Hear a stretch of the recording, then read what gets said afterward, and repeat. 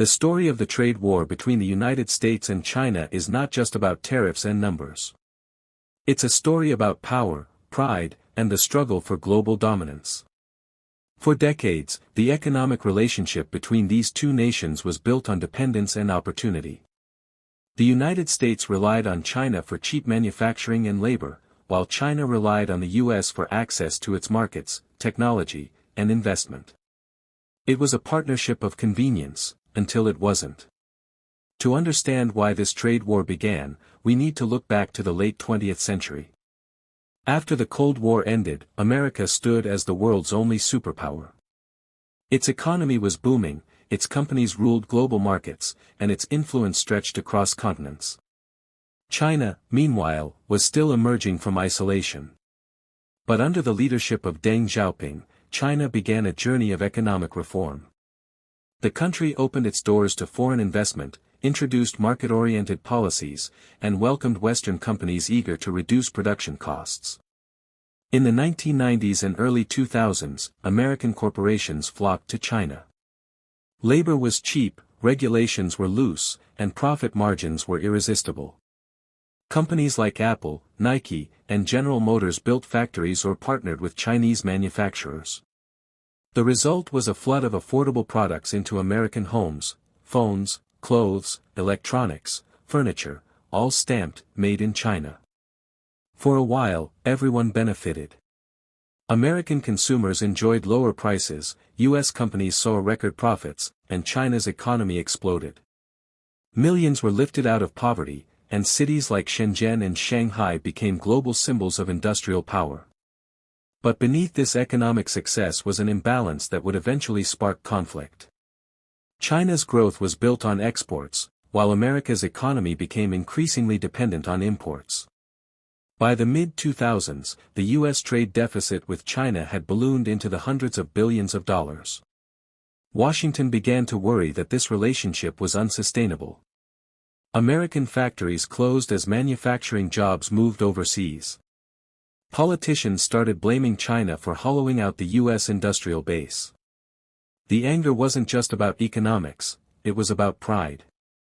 The country that once made everything was now buying almost everything from somewhere else. Then came another problem: technology.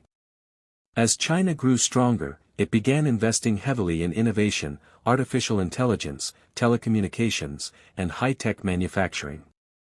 The government launched massive initiatives like Made in China 2025, aimed at making China a global leader in advanced industries like robotics, aerospace, and semiconductors. To the United States, this was more than ambition, it was a challenge. America had long dominated the tech world, but now it saw a competitor with the resources, manpower, and determination to surpass it. Tensions began to rise quietly at first. U.S. intelligence agencies ACC. As the trade war deepened, both the United States and China began realizing that this wasn't a short-term political disagreement.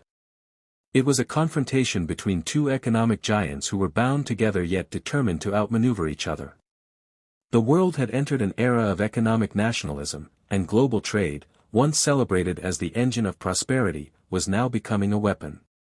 Inside Washington, the trade war had become a centerpiece of Donald Trump's presidency. To his supporters, it was proof that America was finally standing up for itself after decades of what they saw as unfair trade deals. To his critics, it was reckless, short-sighted, and harmful to the very workers it was meant to protect. Either way, the tariffs were taking effect. Billions of dollars worth of Chinese goods faced new taxes when entering the U.S., and American companies had to decide whether to absorb those costs or pass them on to consumers. For China, the reaction was measured but firm. The Chinese government announced tariffs on American products, especially agricultural goods like soybeans, corn, and pork, products that came from regions in the U.S. that had strongly supported Trump. It was a strategic move meant to apply political pressure.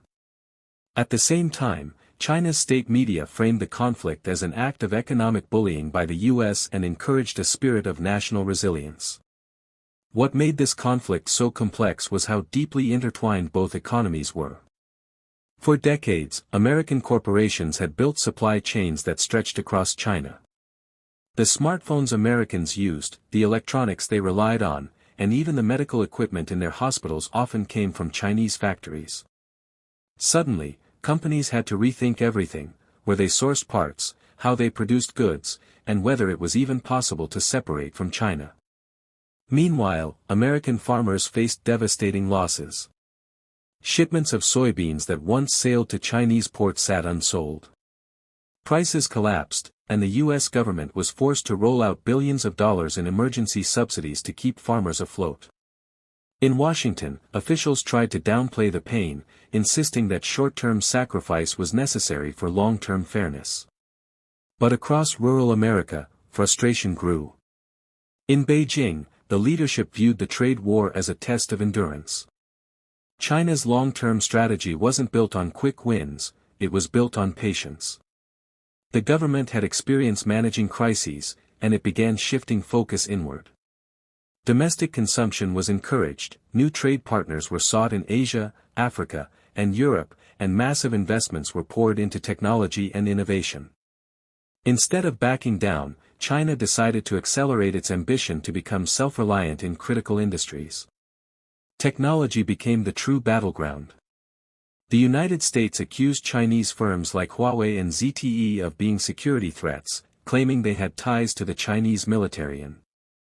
By the time the world adjusted to the new reality of economic rivalry, the trade war between the United States and China had already reshaped how nations viewed globalization. What began as a policy dispute over tariffs had evolved into a competition for global leadership, one that reached far beyond economics. It was now about technology, military strength, ideology, and the power to shape the future. Inside Washington, the tone toward China had hardened across both political parties. It was no longer just a Republican or Democratic issue, it had become an American one. Politicians, military officials, and economists all agreed that the United States needed to confront China's rise more aggressively. The days of believing that economic engagement alone would make China more like the West were over. Now, the goal was to protect American dominance, especially in advanced industries like artificial intelligence, microchips, and green energy. China, on the other hand, saw this as a deliberate attempt to contain its growth. For decades, Chinese leaders had looked at the U.S. as both a model and a rival. They admired American innovation but resented its influence over global institutions like the World Bank, the IMF, and the WTO. The trade war confirmed what many in Beijing already believed, that the U.S. would never willingly share power. So, China decided to create its own path, building parallel systems that would reduce dependence on the West. New financial networks, payment systems, and digital currencies were developed to challenge the dominance of the U.S. dollar. The Belt and Road Initiative continued to expand, with billions of dollars invested in ports, railways, and energy projects across Asia, Africa, and Europe. In many of these countries, Chinese companies became the main source of infrastructure funding, while American influence seemed to fade. But the U.S. was not retreating, it was recalibrating. The Biden administration quietly built coalitions to balance China's influence. In the Indo-Pacific, the U.S. deepened alliances through military and economic partnerships. In Europe, Washington encouraged NATO allies to treat China as both a competitor and a potential threat. The world's most powerful democracy was now using every tool at its disposal to keep China's ambitions in check. As both sides hardened their positions, businesses and consumers felt the consequences. Supply chains shifted in unpredictable ways. American companies moved manufacturing from China to other countries like Vietnam, India, and Mexico. But these transitions were costly and slow.